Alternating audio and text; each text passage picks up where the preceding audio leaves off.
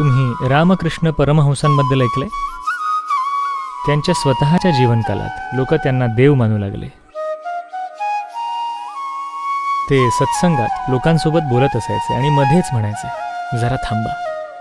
मग आज जाऊन बायकोला विचारायचे, आज जेवायला काय? त्यांची बायको शारदा, तिला ह्याची इतकी लाज वाटायची. ते म्हणाले, रडण्यात काही अर्थ नाही, वेळ आली आहे.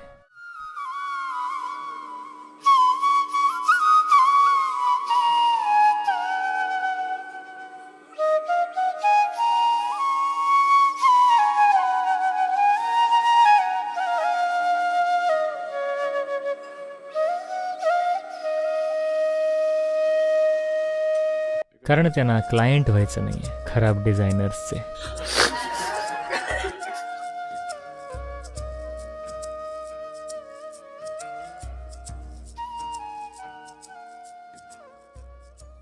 आता मला मी जे काही म्हणतोय ते तुम्ही योग्य संदर्भात समजून घ्यायला हवं, कारण ह्याबद्दल सहज गैरसमज होऊ शकतो.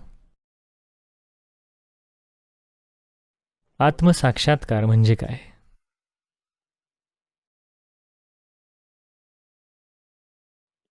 एक काळ होता 60च्या दशकात. तेव्हा कॅलिफोर्नियामध्ये असं म्हणणाऱ्या जाहिराती असायच्या की जर तुम्ही भारतात गेलात तर 12 वर्ष लागतील, पण इथे $25 एका तासात तुम्हाला आत्मसाक्षात्कार होऊ शकतो.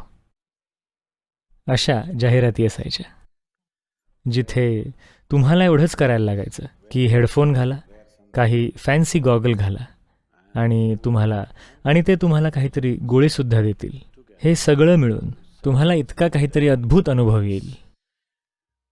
तर लोक अशा जाहिराती करत होते. तर आत्मज्ञान म्हणजे नक्की काय? बरं का, आपण सारखं म्हणत असतो असतो मा सद्गमय, असतो मा सद्गमय. ह्याचा अर्थ असा आहे की तुम्ही स्वतःलाच आवाहन करताय, मला असत्याकडून सत्याकडे जायचंय.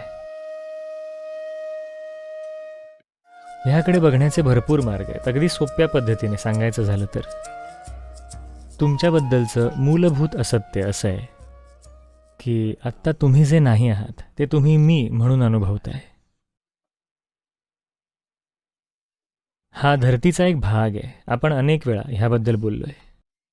पण आत्ता सध्या तुम्ही ह्याला मी म्हणून अनुभवताय. हे असत्य आहे, नाही का? जर मी हा सोफा मी म्हणून अनुभवला तर मला नक्कीच बिछाण्याची गरज आहे, नाही का? हो की नाही? तर जर तुम्हाला वाटलं की मी हे भांड आहे तर तुम्ही नक्कीच एक मेंटल केस आहात, नाही का? उपचाराची गरज आहे की नाही?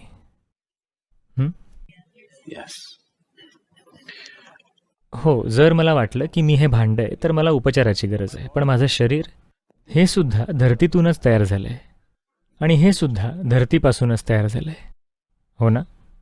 हा सुद्धा पृथ्वीचा भाग आहे, हा सुद्धा पृथ्वीचाच भाग आहे, नाही का?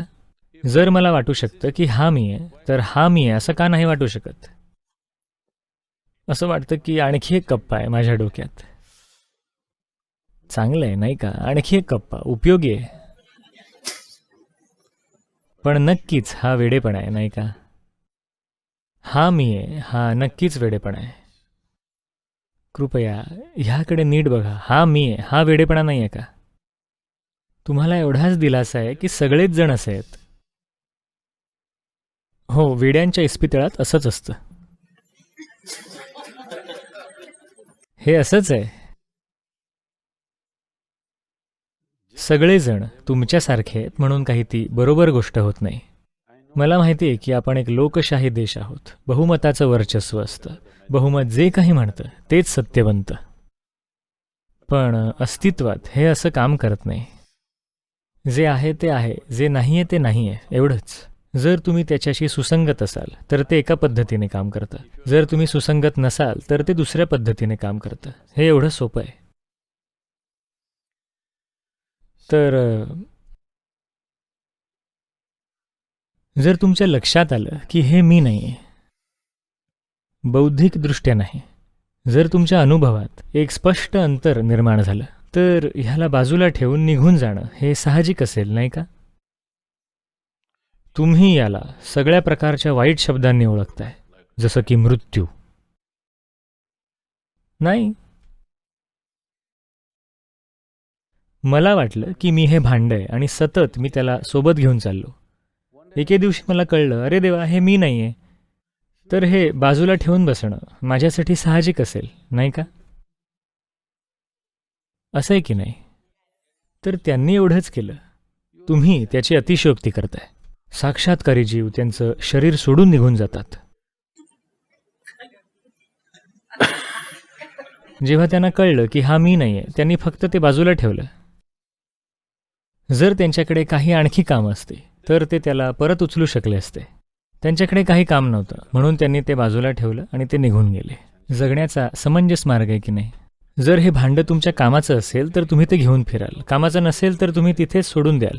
तर जेव्हा आत्मसाक्षात्कार होतो तेव्हा 99% वेळा आत्मसाक्षात्कार आणि शरीर सोडून जाणं हे एकाच वेळेस होतं. जोपर्यंत तुम्हाला शरीराची संपूर्ण यंत्रणा समजत नाही तोपर्यंत तुम्ही शरीर धरून ठेवू शकत नाही. जी माणसं भक्ती मार्गावर आहेत, सहसा तुम्ही बघाल त्यातले बहुतेक जण तरुणपणीच मरतील. ते मरण नाहीये. ज्या क्षणाला त्यांना साक्षात्कार होतो ते त्याला बाजूला ठेवतात आणि निघून जातात. तुम्ही बघाल ऐतिहासिक काळापासून कित्येक योगी आणि साक्षात्कारी जीव नेहमी वयाच्या 28 ते 36च्या काळात ते तेव्हाच निघून जातात. तुम्ही हे पाहिलंय का? ते भारत तर भरलेला आहे अशा लोकांनी. त्याच वयात ते निघून जातात. तुम्ही रामकृष्ण परमहंसांबद्दल ऐकलंय? तुम्ही विवेकानंदांबद्दल ऐकलंय? ते पहिले योगी होते जे अमेरिकेत आले. 1893 मध्ये ते पहिले योगी होते. त्यांचे गुरु होते रामकृष्ण परमहंस. ते एक भक्त होते आणि त्यांचं आराध्य ही एक देवी होती आणि ते तिचे भक्त होते.